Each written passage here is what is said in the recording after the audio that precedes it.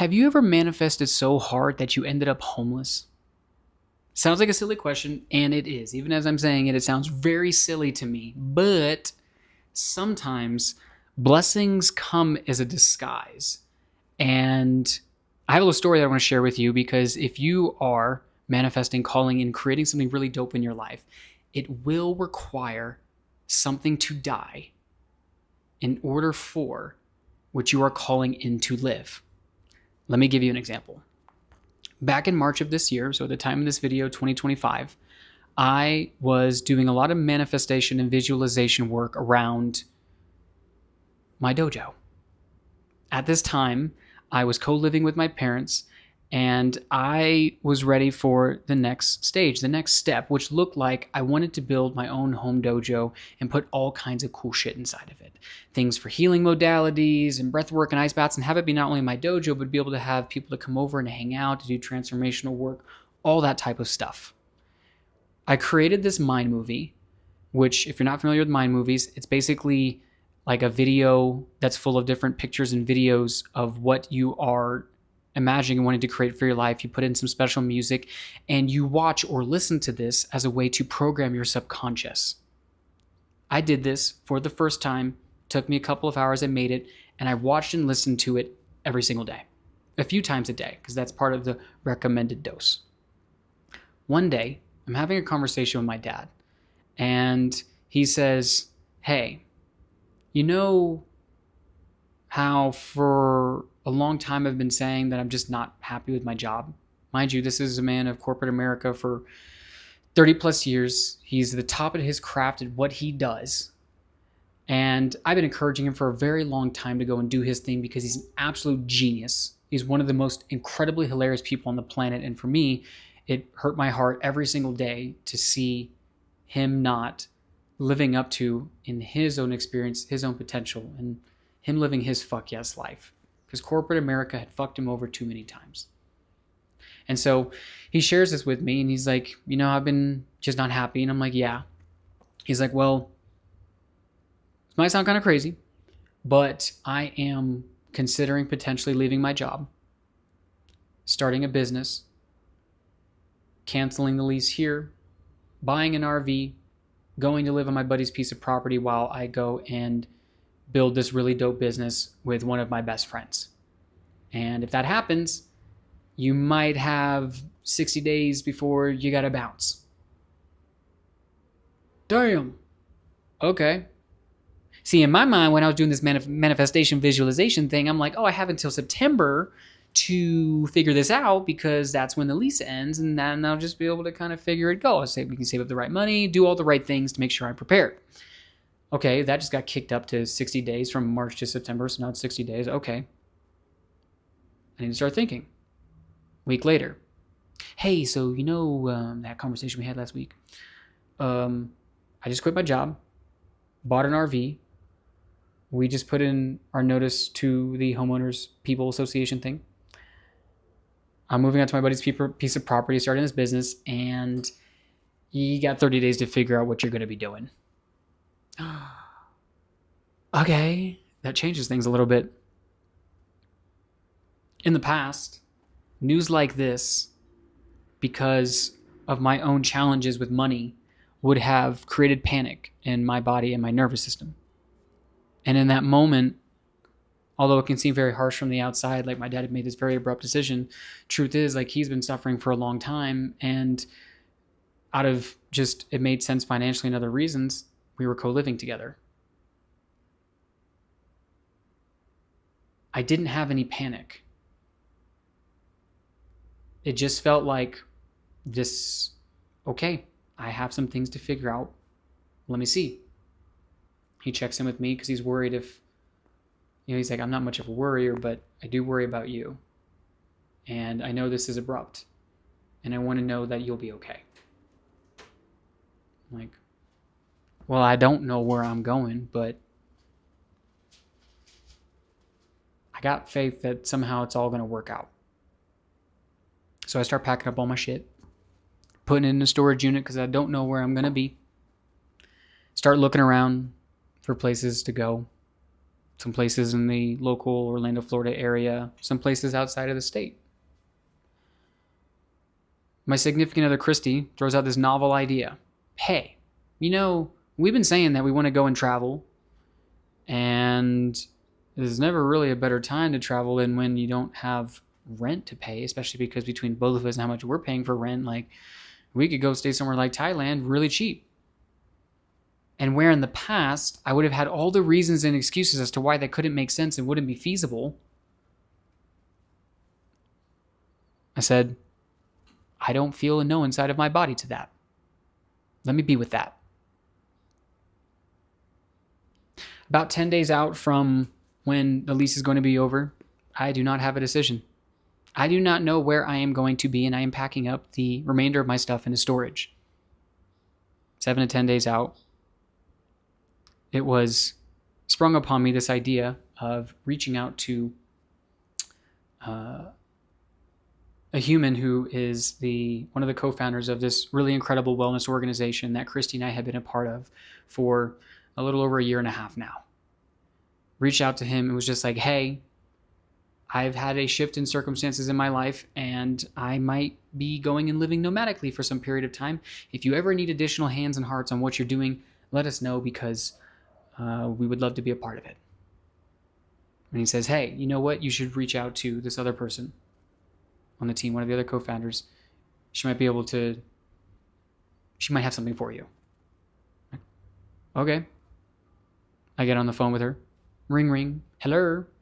Hey, so what is it I'm hearing that you're about to be homeless? Oh, come on, man. I didn't tell him we was going to be homeless. That's not what I said at all.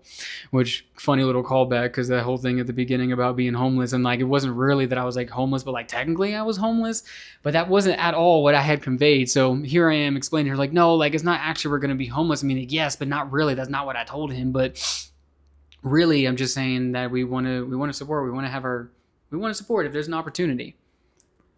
And she says, well, I don't know what it will look like, but whether it's tomorrow, the day after, week after, for a day, week, a month, 3 months, you can fly out here to our headquarters in Cancun. We'll pick you up from the airport.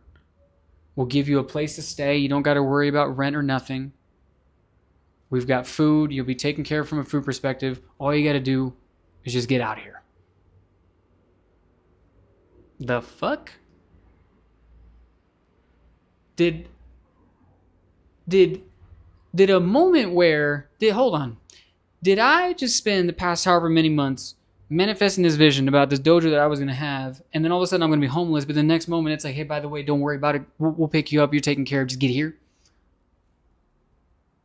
That was not in the handbook for how to create a dope life. It was go to school, get good grades, get a good job, maybe one day, so on and so forth. Next thing I know, we're on a flight to Cancun. And we would spend the past 3 months living in Cancun, having some of the most incredible experiences of our entire life, traveling all over the Yucatan Peninsula, spending time with Mayan elders, getting connected to Mayan culture, going to Mayan ruins, going and checking out various beautiful areas like Chichen Itza and Ekbalam and Bacalar, learning Spanish, because Spanish was something that we did not get taught in my household growing up, immersing in an entirely different world that I had been calling in. I wanted to travel. I wanted to have these experiences. I wanted to go around the world, but I had all these different limitations inside of my mind as to why that couldn't happen. Well, I have a house, I have rent, or whatever. And what seemed like the most terrifying thing, called I'm not going to have a home, turned into the adventure of a lifetime. Now, mind you, it was and has been an adventure of a lifetime. It's also been a complete and total ass whooping, because in order for us to enter into this timeline, this frequency, because it is a frequency, people, places, and experiences that we want to create in our lives, it is all a frequency.